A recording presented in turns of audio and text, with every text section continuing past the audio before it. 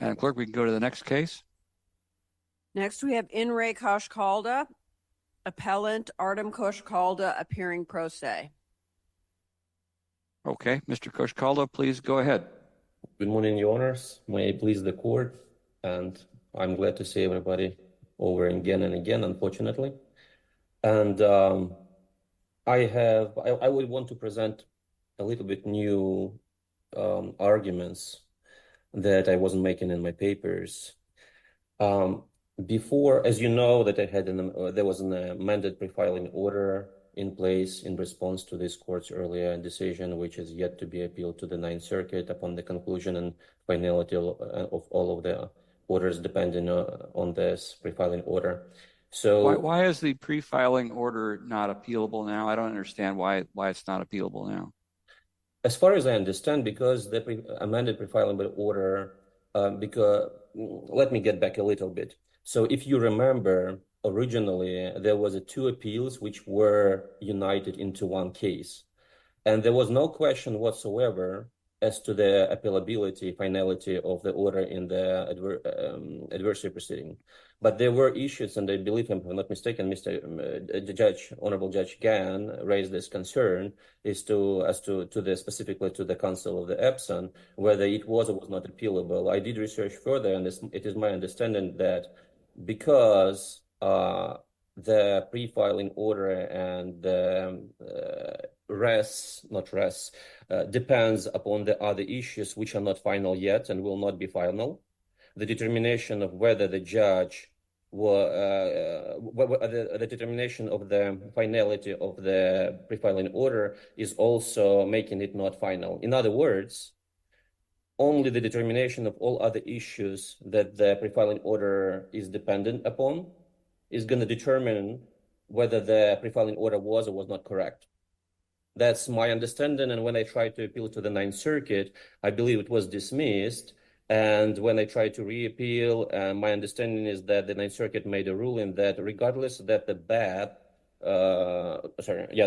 you guys used your discretion and made it final. You just used an exception and your authority, discretionary power to make it final for the purpose of determination. It's not affected on the Ninth Circuit. The Ninth Circuit will review it when all of the orders will become final, and then all those issues will be determinative for the subsequent amended pre-filing order. That's my understanding. Just to clarify, if the judge denied your request to file what you currently have filed with her, assuming we affirm that decision so that it becomes a final order from the bankruptcy judge, will you appeal to the Ninth Circuit, or will you wait and for the closing of the case to seek review of this decision? And here is the problem. So I think if you will affirm, I have a very good reasons to file it to the Ninth Circuit. Again, I will look on the arguments because the reason.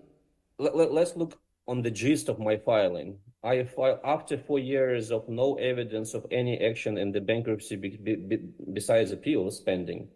And after a year, when the bankruptcy trustee withdrew her final report, allegedly finding new unreported assets, which is I am a debtor and I have been determined non-dischargeable, it's probably plausible to presume maybe there is some hidden assets or something. So I am in the position, in a bad position just to wait, and I waited for 1 year, and I just simply demand the case to move forward. So the case was not closed. And another argument that I want to point out to this court, it's kind of bizarre that the case is not finished because the appeals are pending, and right after it's going to be finished, I will be able to refile exactly the same appeals. It's like we can stipulate with the trustee that we can put on hold, or I can dismiss without prejudice to refile. I'm not sure if it's even stipulatable as to this concern. So I'm put in a position right now that I need to move and it seems that I am the only person in interest to move the case forward because nothing is happening for 4 years. And just recently, the new evidence that I found out that trustee was herself in the bankruptcy just demonstrates that the funds that she, I don't want even to go, this is not the issue. Before I apologize for a second sidestep. So The first thing that I wanted to share with this court, originally I wasn't even sure whether I could or could not file this request to compel trustee to file the case management report. I don't even think that it was even falling under the pre-filing order. It just, as far as I know, most of the civil courts, I know that bankruptcy is not a civil court, but they conduct all over the country, all over the courts, every 6 months or once in a while, they demand some kind of progress on the case. So here, the only thing that is waiting is the appeals, which will become final. I'm sorry, which will become actionable right after the closure. So why wait the appeal? I just don't understand this issue. And another thing that I'm not sure how those appeals can end in light of the fact that let's assume that we wait, everything is resolved again, and the trustee files for final report, the newly assigned trustee, and I seek the permission to put all of my arguments there. The judge again denies my right because it does affect them, and I absolutely, to preserve my right for the appeal, for my arguments for the appeal, I absolutely have to file yet another appeal, and then we are from the scratch one, we are again in the same loop. That's why I think that this report, which I requested from the trustee, which is the bare minimum what I could have requested, would demonstrate that if the only thing that prevents the closure of the bankruptcy case is only appeals, pending appeals. If that's only the pending appeals, then we can stipulate, we can have a further conversation what we can do about that. We don't need to wait for years. And unfortunately, right now the cases are taking years to resolve. So my first concern was whether I could file without even seeking the ex parte permission from the court. And I think I was, but I wasn't sure. But I didn't want to risk that, and I did it through because I know that the judge would. It seems to me that the court might take it very negatively. And then after I received the decision from the judge, I had a choice either to appeal or to refile per the judge's comments. Unfortunately, again, I think it's going to only irritate the court. So the only thing I need to do, and Honorable Judge, again, that's coming back to your comment, I think back in June 2020, when during oral arguments, you specifically asked them, when is the case going to be closed? 4 years from that moment, nothing happened. Trustee had her own personal issues with bankruptcy, and not a single additional asset was liquidated. Nothing left in the bankruptcy estate, and we're just waiting for the resolution of the appeals, which will become actionable after the closure. Why not just the close? There is no any downside for closure unless those claims, and trustee couldn't close them because she did recognize that there is a fair chance that my assertion of claims might be approved by the Ninth Circuit moving forward. So bottom line, I think that BAP needs to step in and right now to clarify, or to help me understand what should I do, because by no means I'm planning to give up my right for arguments, and I'll be appealing every single time when the final report is filed and I file, and I'm going to be trying to to put my arguments to preserve the appeals. And I think it would be reasonable for the BAP right now, this moment, to clarify the amended pre-filing order that I can put the arguments if I specify specifically for the appeal purposes, for the appeal purposes only, so that the judge would not be denying it causing the new appeal. And if my understanding is not correct, or please give me, I'll do how, I'll comply, but the common sense tells me that it's going to be, I'm put in the position to two positions. The first one, not to file an appeal and to risk that when I'm going to be appealing, it's going to be viewed, and I'm pretty sure that the trustee or whoever the appealee would be, they're going to be making the argument. And unfortunately, I have to agree with that argument that, oh, he didn't put the arguments before the court, and they cannot raise for the first time arguments in the appeal. At the same time, I would be countering that, but I was trying to make argument the court didn't allow me to, and they would say, no doubt, again, I'm speculating, but it's reasonable for me. They would say that you didn't appeal that order, which prohibited you to put the arguments, and then coming to the step one. Again, I understand that my position right now with the bankruptcy court, and we have fundamental disagreement. The only thing that I'm trying to do is just to get this case move forward. There is a good indication that it might be. However, I'm anticipating right now that after resolution of this case and after the fact that new trustee was assigned, I will be pushing the new trustee to do actions. And I am expecting that there's going to be a similar order entered, and then we go back to the appeals and unnecessary appeals.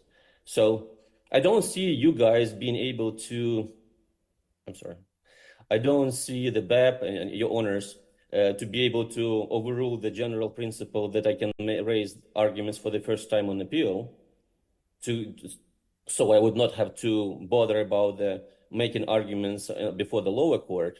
I see that impossible. And I absolutely am in the position that I will be preserving the arguments. Every single time when I'm going to be preserving the arguments, I will be indicating that I'm aware about the previous orders, but they are for the purpose of appeal. And I'm respectfully requesting your honors so you would clarify the bankruptcy judge's order that once I put that for the purposes of the appeal, and I acknowledge that I know I'm fully aware that they were reviewed, so that it wouldn't be taken under consideration whether it was filed with a bad purpose, frivolous, harassing, or whatever to that effect. So I'm sorry, I'm just a little confused. And that is, I understand that there's a record about what you did in the bankruptcy court and what the court denied, and that's on appeal to us now.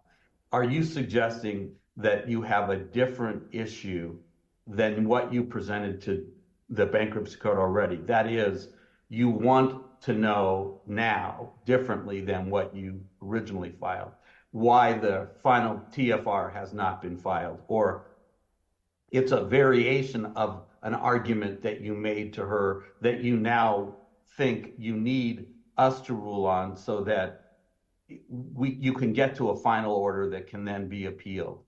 You see what I'm just not clear. When you say I'm making a different argument, we can only review what the bankruptcy judge does, right? So until you get her to rule on something and then you bring it to us, we can't listen to a new argument, take into consideration new circumstances or a new version of the facts. And that's what I'm not clear on. So maybe you can help me with that. Yeah, because if you will look in the order itself, you can see, and you can clearly see that the reason the judge denied my ex parte, and the reason is because I was merely mentioning the argument. So right now, because the question here right now, whether my ex parte did or did not violate the pre-filing order, actually not violate, was or was not in compliance. Violation would be if I would file without that. I'm sorry, I apologize for that.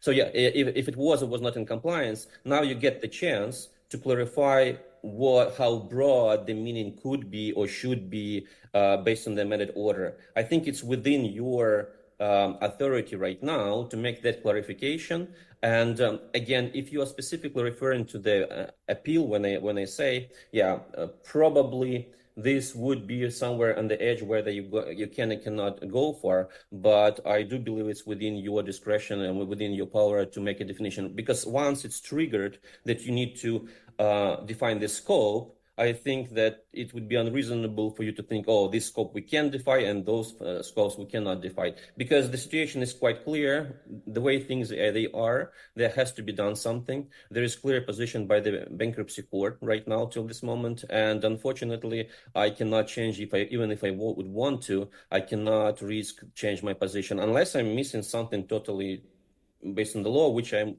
open to see. Maybe it's going to be something that you can cite to me, I can read, where I would not be.